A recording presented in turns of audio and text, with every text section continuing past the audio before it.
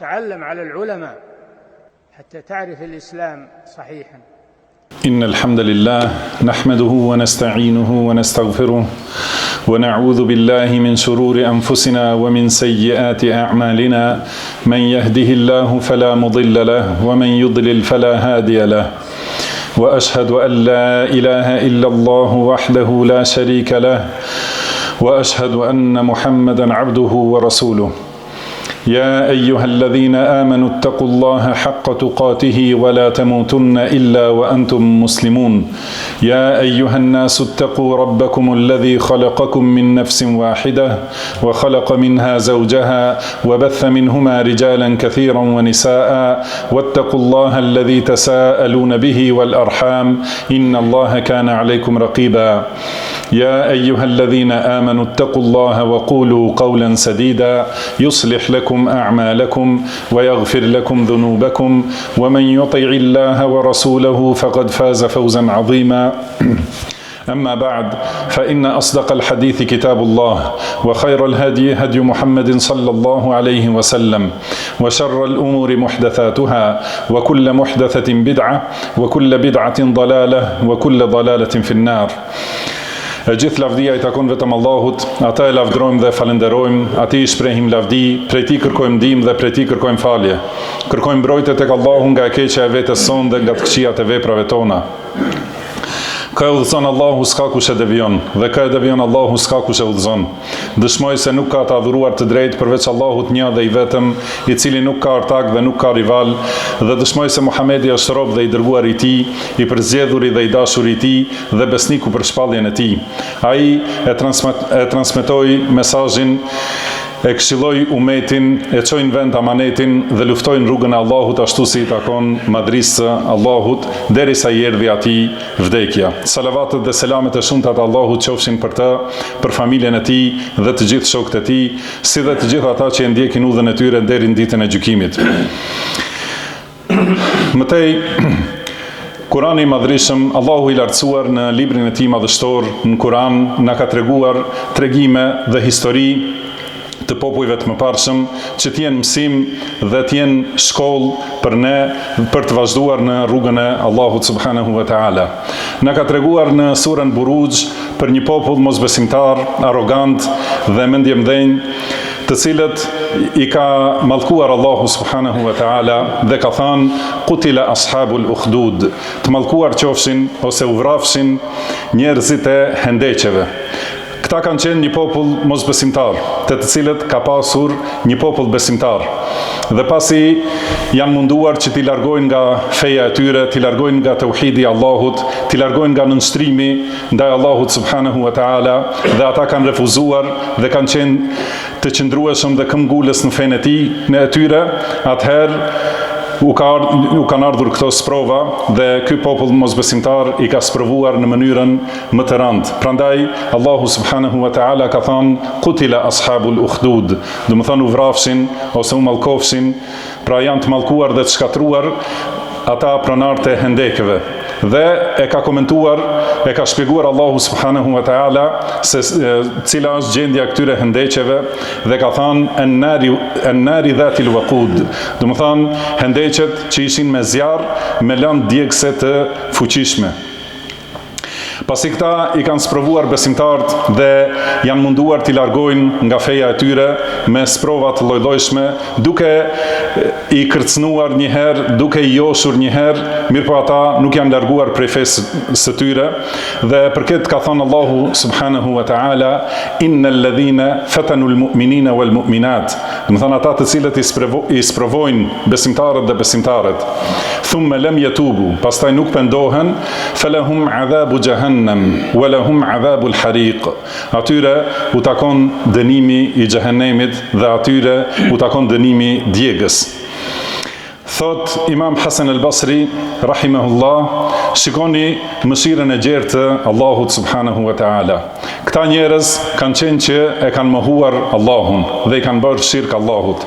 Pastaj I kanë vrarë besimtarët, miqtë e Allahut, dhe I kanë torturuar që të largohen nga feja e tyre. Megjithatë, Allahu u ofron atyre teube. Pra ka thënë innal ladhina fatanu almu'minina walmu'minati thumma lam yatubu.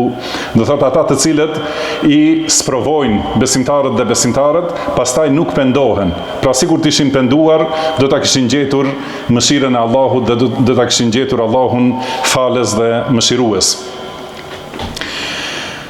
Këta njerëz, pastaj pasi Allahu e përmend dënimin e mosbesimtarëve dhe dënimin e atyre që i kanë vënë në sprovë besimtarët, e përmend shpërblimin e besimtarëve, të cilët janë të qëndrueshëm në imanin e tyre dhe nuk luhaten në tauhidin e tyre.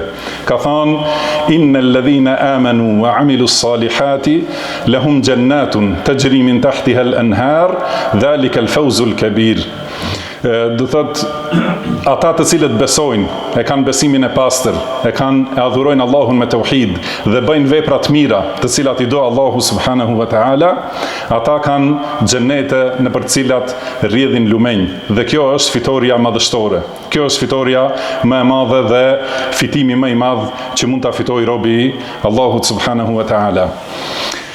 Historinë e këtij populli ne ka transmetuar, pra ne ka treguar pejgamberi sallallahu alaihi wasallam, siç e transmeton Imam Muslimi në Sahihun e tij nga Suhejb ar-Rumi radhiyallahu anhu, thot se ka thënë pejgamberi sallallahu alaihi wasallam, në popujt që kanë qenë para jush ka pasur një mbret i cili ka pasur një magjistar. Dhe kur ky magjistar është plakur, i ka thënë mbretit: ma sill një djalosh të ri që ta mësoj dhe ta vazhdoj magjin për ty edhe pas vdekjes sime. Atëherë kanë zgjedhur një djalosh të zgjuar dhe mendjeprehtë dhe ka filluar të shkojë te magjistari që ta mësoj magjin, që me magji ta mashtroi popullin e tij se ky është Zoti, pasi ju ka thënë njerëzve se ai është Zoti të cilin duhet ta adhurojnë. Djaloshi gjatë rrugës për të mësuar te magjistari ka takuar një dietar dhe ibadetxhi që ka qenë i ndarë në shtëpinë e tij për të adhuruar Allahun subhanahu wa taala. Dhe është ndalur tek ai, ka dëgjuar prej tij. Dhe kështu secilën ditë ka shkuar rrugës për te magjistari, fillimisht është ndalur te dietari dhe ka mësuar prej tij, pastaj ka shkuar te magjistari. Dhe kur është vonuar, magjistari e ka rrahur. Përket është ankuar djaloshi te mësuesi i tij, njeriu i tauhidit, dhe ai ka thënë: ti do të sprovohesh, dhe ka thënë pra kur të pyese magjistari për vonesën, thuaj më vonuan familja, dhe kur të pyesin familja për vonesën, thuaj më vonoi magjistari. Dhe kështu ka vazhduar derisa një ditë, duke ecur rrugës së tij, në rrugën e njerëzve është shfaqur një kafshë e madhe që i ka friksuar njerëzit, i ka tmerruar dhe nuk kanë mundur të kalojnë, domethënë për të kryer nevojat e tyre. Atëherë djaloshi ka thënë: sot do ta mësoj se cili është më i mirë, a është magjistari apo dietari. Dhe ka thënë, ka marrë një gur, ka thënë: o Zoti im, nëse është e vërtet ajo që më mëson dietari, atëherë vrite këtë kafshë dhe liroj njerëzit prej saj. E ka gjuajtur gurin dhe kafsha ka vdekur në atë moment dhe njerëzit kanë kaluar në rrugën e tyre. Atëherë ka filluar ky djalosh, pasi ja ka treguar historinë dietarit, dhe ai ka thënë: ti sot je më i mirë se unë. Dhe ka thënë: do të sprovohesh dhe do të torturohesh, por mos u trego njerëzve për mua asnjëherë. Atëherë ka vazhduar duke u ndihmuar njerëzve duke i thirrur në besimin në Allahun dhe duke i shëruar edhe ata që kanë pasur smundje të pashërueshme, edhe ata që kanë pasur leproz dhe verbëri e kështu me radhë. Dhe ka ardhur njëri prej atyre që kanë qenë të afërt me mbretin, dhe ka shkuar te djaloshi, ka qenë i verbër, dhe i ka thënë: ka marrë pasuri të shumta, ka thënë: gjitha këto pasuri janë për ty nëse më shëron nga verbria. Ai ka thënë: nuk jam unë që shëroj, por nëse beson në Allahun dhe nuk adhuron askënd përveç Allahut, atëherë do të lutem që Allahu të shëroj. Dhe kështu ka bërë, atëherë është shëruar dhe është kthyer te mbreti dhe i ka treguar për gjendjen e djaloshit, e ka treguar tauhidin e tij dhe imanin e tij. Atëherë mbreti ka thonë, kush të shëroj? Ka thonë, më shëroj Zoti im. I ka thonë, a ke ti Zot tjetër përveç meje? Edhe atëherë ka filluar ta torturoj derisa ka treguar për djaloshin.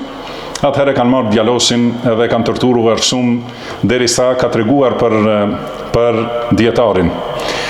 Pastaj ka thënë mbreti, pasi ka këmbgulur dhe është munduar që ta largoj prej fesë së tij, atëherë u ka thënë ushtarëve të tij ta marrin në kodrën më të madhe që ka qenë në atë vend edhe ta hedhin nga kodra. Rrugës duke hipur për te kodra, ka thënë djaloshi, o Zoti im, mi largo këta ashtu si do ti. Atëherë, duke hipur në kodër, kanë rënë ata të gjithë dhe kanë vdekur dhe djaloshi është kthyer në kamp te mbreti. E ka pyetur çka ndodhi me ushtarët e mi, ka thënë, ato mi largoi Allahu si deshti ai subhanahu wa taala. Atëherë ka marrë një grup tjetër të ushtarëve dhe i ka thënë, merreni me anije dhe hidheni në mes të detit edhe lëreni aty. Mirpo rrugës ka thënë djaloshi, o Allah, mi largo këta si do ti. Pastaj është lëkundur anija dhe kanë rënë të gjithë përveç djaloshit dhe është kthyer djaloshi te mbreti në kamp. Atëherë i ka thënë, nuk mund të më vrasësh përveç nëse bën ashtu si të them unë. Duhet të marrësh një shigjet nga shigjetat e mia dhe të më lidhësh në një dru, pastaj ta marrësh shigjetën, ta vësh në harkun tënd dhe të thuash Bismillahi Rabbil Ghulam, me emrin e Allahut, Zotit të djaloshit. Pasi ti kesh mbledhur të gjithë njerëzit ose të gjithë popullin tënd. Atëherë kështu ka vepruar, e ka lidhur në një dru, ka marrë një prej shigjetave të tij, e ka vënë në harkun e tij, pasi i ka mbledhur gjithë njerëzit në shesh që të shohin, edhe ka thënë me emrin e Allahut, Zotit të djaloshit. Edhe atëherë e ka lëshuar shigjetën dhe shigjeta i ka rënë në tëmthin e tij dhe djaloshi e ka vendosur dorën dhe në atë moment ka vdekur. Atëherë shumica e popullit kanë besuar dhe kanë thënë, nuk adhurojmë askënd përveç Zotit ton. Edhe kanë pa se mbreti nuk është Zoti siç ka pretenduar. Atëherë mbreti dhe populli i tij i kanë kërcënuar njerëzit dhe i kanë sprovuar, janë munduar, t'i largojnë nga feja e tyre me joshje të ndryshme dhe me kërcënime të ndryshme, por ata kanë qenë të paluhatshëm. Atëherë kanë hapur hendeke, i kanë mbushur me lëndë djegëse të shumta dhe kanë ndezur zjarre të fuqishme dhe janë ulur për rreth këtyre zjarreve dhe i kanë sjellë besimtarët një nga një, u kanë thënë, a do të kthehesh nga feja yte, dhe nëse është kthyer e kanë lëshuar, nëse nuk është kthyer e kanë hedhur në zjarr. Në këtë mënyrë Allahu ka thënë, Qutila ashabul ukhdud an-nari dhatil waqud idhum 'alayha qu'ud. Do të thonë Allahu i vraft, pra qofshin të vrarë ata poseduesit e hendekëve të zjarrit fuqishëm me lëndë të shumta djegëse, kur ata ishin ulur rreth zjarrit. Wa hum 'ala ma yaf'aluna bil mu'minina shuhud. Dhe ishin dëshmitar për atë që e bënin ndaj besimtarve. Do të thonë shikonin se si digjen besimtarët dhe si u mbaron jeta, do të thonë në këtë mënyrë të tmerrshme në zjarrin që e kanë ndezur ata. Ka thënë pejgamberi sallallahu alaihi wasallam se në mesin e këtyre ka qenë edhe një grua e cila ka qenë me foshnjë të vogël, do të thonë foshnjë të xhirit, dhe kur është afruar te zjarri ka filluar të dyshoj, do të thonë nga mëshira dhe mësuria e nënës për fëmijën e saj. Atëherë ky është një prej fëmijëve që ka folur në kohën e djepit dhe i ka thënë, vazhdoj nën se ti je në rrugën e drejtë. Dhe ajo është hedhur në zjarr dhe ka mbaruar, do të thonë me këtë. Këta janë prej miqve të Allahut dhe evlijave të Allahut, të cilët me hedhjen në zjarr kanë hyrë në xhenetin e Allahut. Allahu mbekoft mua dhe ju me Kur'an dhe Sunet, na e bëft të dobishëm secilin për kujtim në to, çdo urtësi dhe secilin ajet. I them këto fjalë që i dëgjuat dhe kërkoj falje tek Allahu për mua dhe për ju nga secili mëkat dhe gjuna. Kërkoni falje atij sepse ai është falësi mëshiruesi.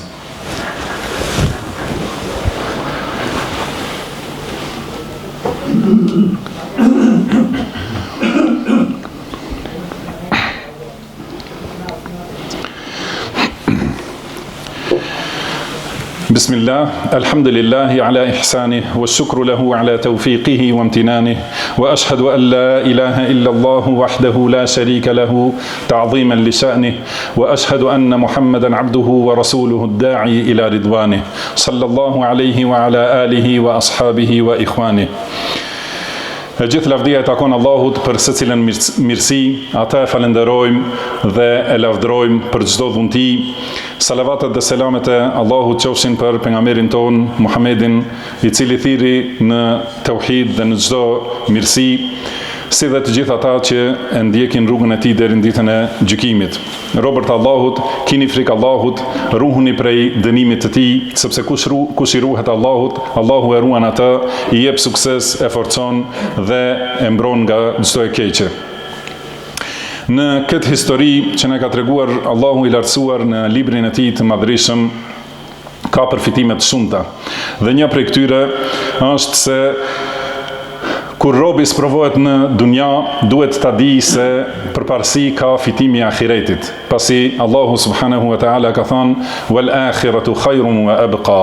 Pra ahireti është më i mirë dhe është i përhershëm.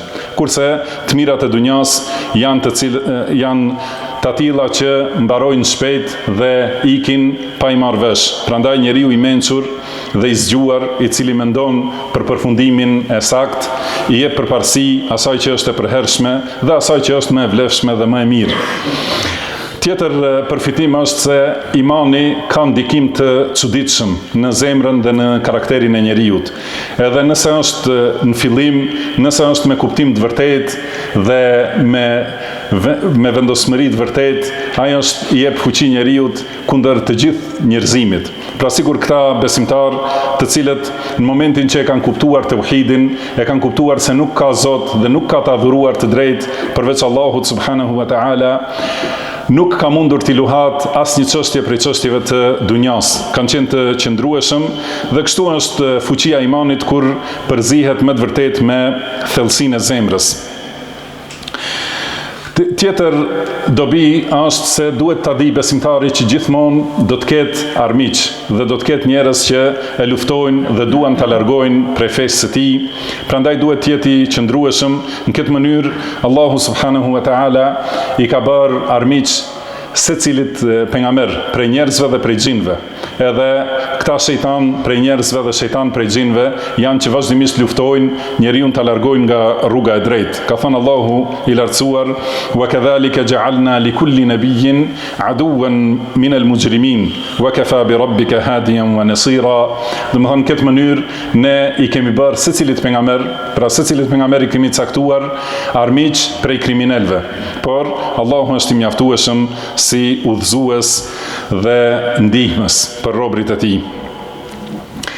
Pastaj dërgoni salavat dhe selam për pejgamberin tuaj Muhammedin sallallahu alaihi wasallam, pasi ju ka urdhëruar Allahu i lartësuar dhe ka thënë: "Inna Allaha wa malaikatahu yusalluna 'alan nabi ya ayyuhalladhina amanu sallu alaihi wa sallimu taslima."